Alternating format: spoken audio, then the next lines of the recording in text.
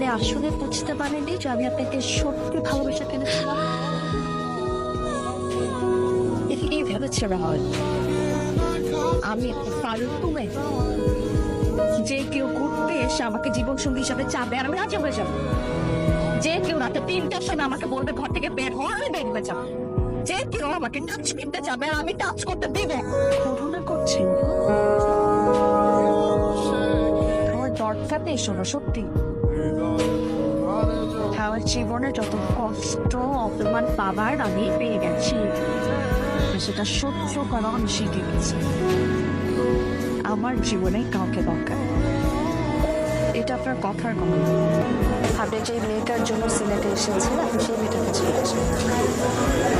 আপনাকে ধন্যবাদ, আপনি আপনার ভুলটা বুঝতে পেরেছেন।